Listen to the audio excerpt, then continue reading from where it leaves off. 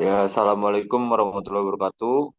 Eh, kami dari kelompok 4 ingin mempresentasikan hasil kerja kami tentang PLTD 500 kPa sebagai unit pembangkit cadangan apabila terjadi gangguan pada sistem PLN di Universitas Muhammadiyah Purwokerto.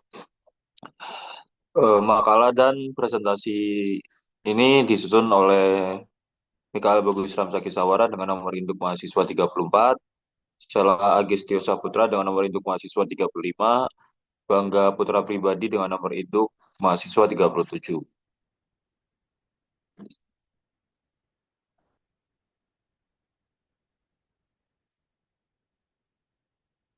Yang pertama ada sumber energi listrik UMP dan spesifikasi transformator. UMP menggunakan suplai utama dari PLN melalui sebuah trafo distribusi 400 kVA. Trafo ini menyuplai gedung perpustakaan, FKIP, laboratorium terpadu, gedung PPG, gedung pasca sarjana, dan sebagian auditorium. Output trafo masuk ke panel LVMDP atau Low Voltage Main Distribution Panel yang berfungsi sebagai pusat pembagi daya sebelum listrik disalurkan ke masing-masing gedung sesuai kapasitas beban dan spesifik kabel. Untuk foto trafo dan spesifik trafo ada di sebelah kanan presentasi.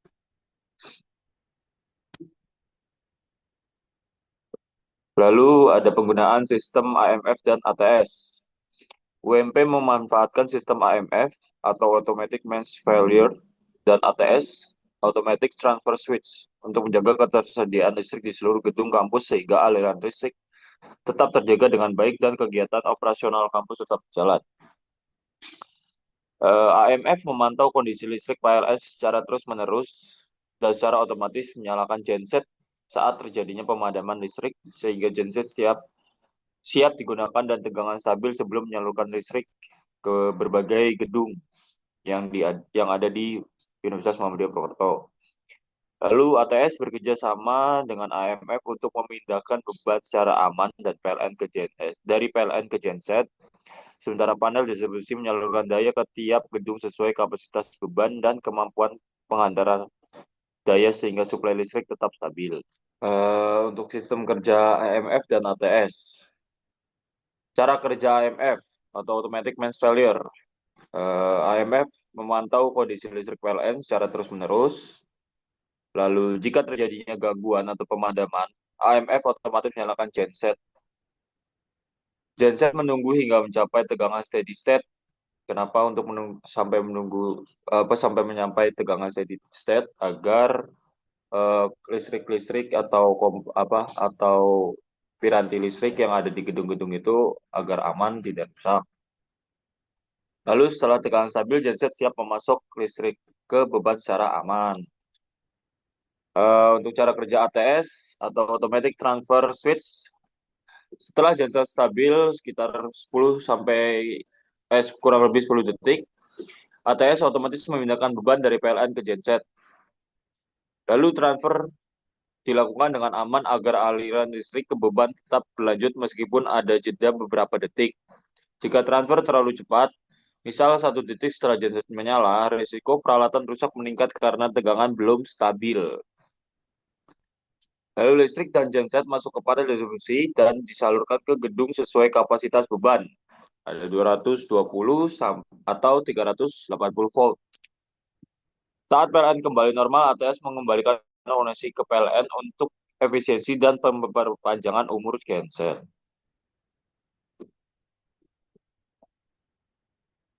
Jadi untuk profil dari genset yang kita gunakan di Universitas Muhammadiyah Purwokerto, dia menggunakan merek Perkins.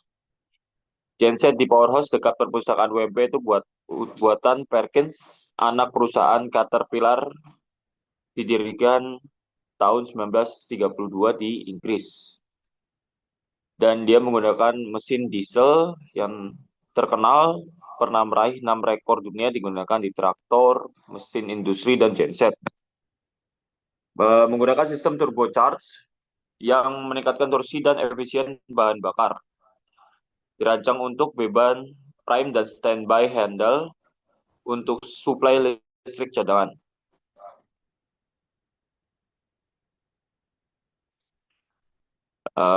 Untuk spesifikasi teknis dan operasi mesin bisa dilihat di PowerPoint di slide berikut ini. Dia menggunakan model 2506C E15TAG2 dengan tenaga mesin 583 horsepower berputar di 1500 rpm dengan frekuensi 50 Hz. Dia menggunakan 6 silinder segaris dan turbocharged agar menghemat eh, bahan bakar.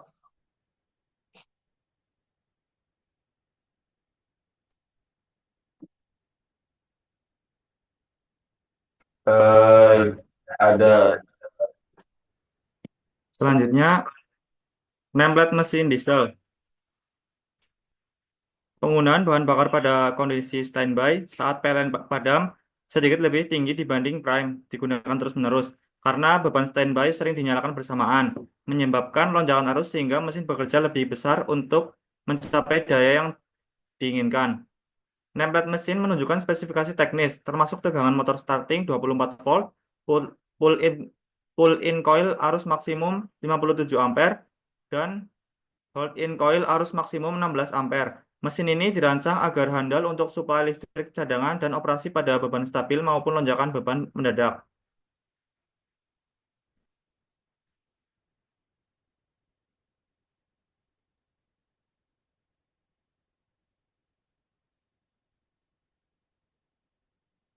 Selanjutnya, sistem starting dan baterai mesin diesel.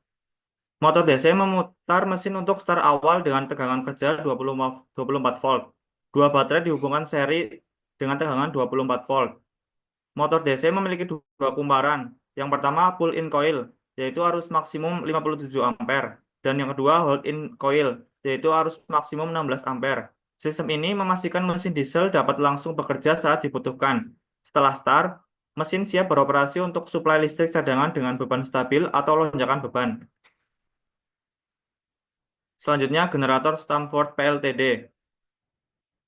Generator ini memiliki kapasitas maksimal 500 kVA, daya realnya 375 kVA, dan efisiensinya itu 75%.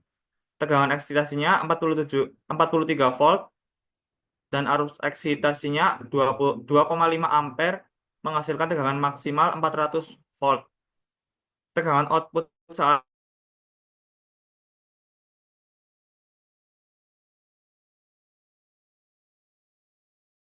observasi itu 3 pada fase S 224 volt dengan frekuensi 49,98 Hz. Pada fase T 224,5 volt dengan frekuensi 49,98 Hz. Selanjutnya monitoring parameter operasi genset. Yang pertama kecepatan putar atau RPM. Saat genset dinyalakan, kecepatan putar mencapai 1500 RPM sesuai template generator. Suhu awal operasi tercatat 30 derajat Celcius dan akan meningkat seiring durasi operasi, terutama saat beban puncak. Yang kedua, durasi operasi. Pada display menunjukkan bahwa genset telah menyala selama 24 jam 28 menit, menandakan genset bekerja secara stabil dan terpantau dengan baik. Yang ketiga, tegangan sistem baterai starting. Tegangan baterai untuk starting terbaca 25,7 volt. Alternator internal mengisi baterai dengan tegangan regulasi yang dapat mencapai 27,7 volt. Sesuai karakteristik sistem pengisian baterai yaitu 24 volt. Spesifikasi utama generator. Yang pertama, sistem eksitasi menggunakan single bearing, brushless, dan self-excited. Artinya, generator memakai satu bantalan, tidak menggunakan sikat arang, sehingga perawatan lebih mudah, dan eksitasinya berasal dari dalam generator. Yang kedua, power factor. Bekerja dengan faktor daya 0,8 saat pembangkit beroperasi. Yang ketiga, protection grade. Tingkat proteksi IP23, tahan terhadap sentuhan tangan dan semprotan air ringan dari sudut 60 derajat. Yang keempat, baterai. Menggunakan baterai 24 volt sampai 128 Ah untuk kebutuhan starting mesin diesel. Selanjutnya, sistem kontrol. Yang pertama ada governor, digunakan sebagai perangkat otomatis untuk mengatur putaran mesin atau turbin agar tetap stabil meskipun terjadi perubahan beban. Genset ini menggunakan governor berjenis elektrik.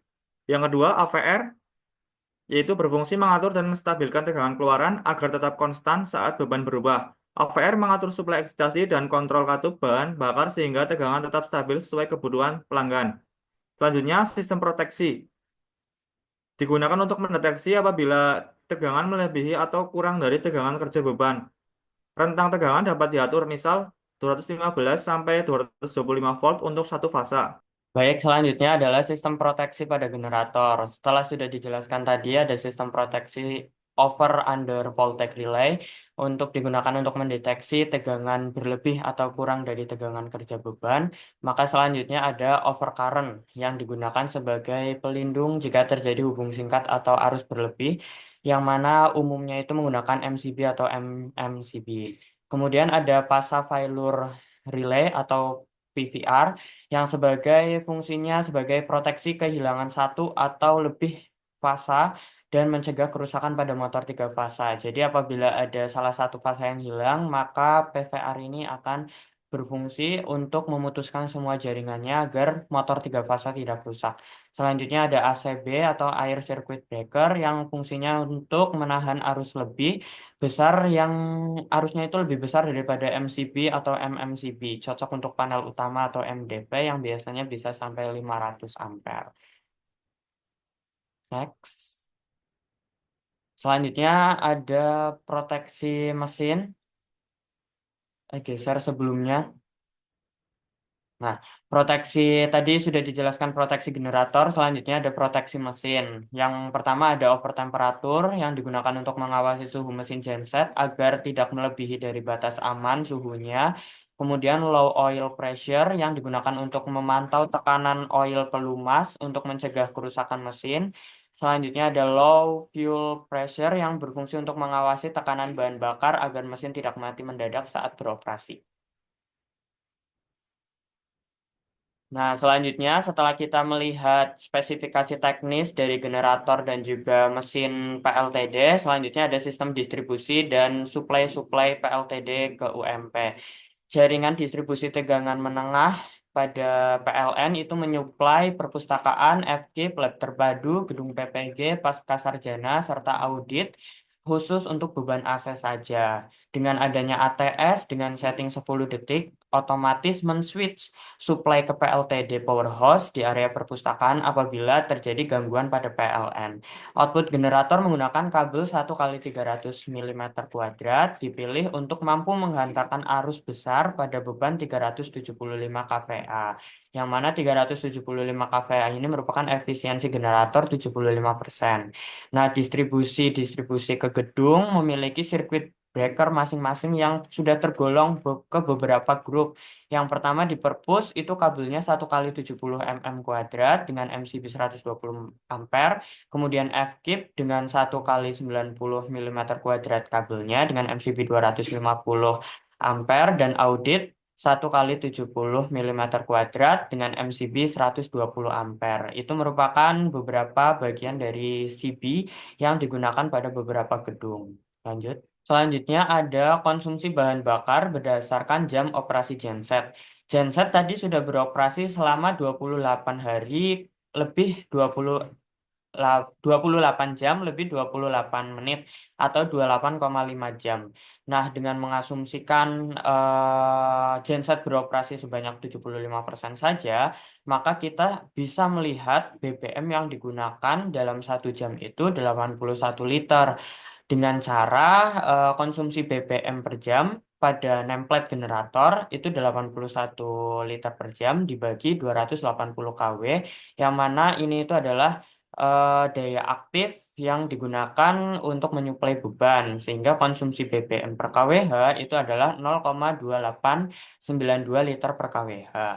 Nah, dari hasil tadi, konsumsi bahan bakar 0,2892 liter per kWh, maka kita bisa lihat harga BBM Dexlite itu 13.600 per liter untuk sekarang, sehingga biaya BBM 1 kWh-nya itu sekitar Rp3.935.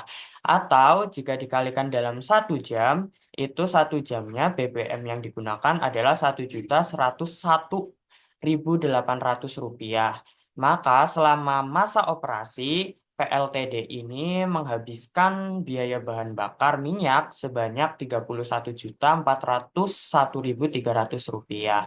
Itu selama 28 hari, 28 jam, 28 menit atau 28,5 jam. Lanjut.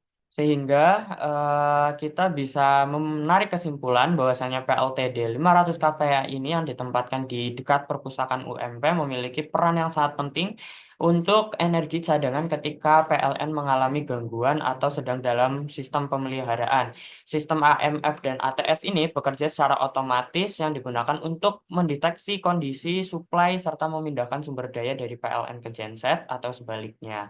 Dengan genset bermerek Perkins dan generator Stanford mampu menghasilkan tegangan yang stabil di sekitar 380 volt sehingga dapat menyuplai beberapa gedung kampus seperti perpustakaan, FKIP, lab terpadu, kemudian PPG Pascasarjana dan audit dengan efisiensi 75% dengan waktu nyala setelah sehari setelah servis berkala itu adalah 28 jam 28 menit, maka total konsumsi energi bahan bakarnya itu mencapai 31,4 juta. Begitu. Terima kasih presentasi dari kelompok 4. Kurang lebihnya mohon maaf. Saya Bangga Putra pribadi. Kemudian ada teman saya, ada Mikael Bagus Ramsaki Sawara dan saya Agistio Saputra mengucapkan terima kasih. Wassalamualaikum warahmatullahi wabarakatuh.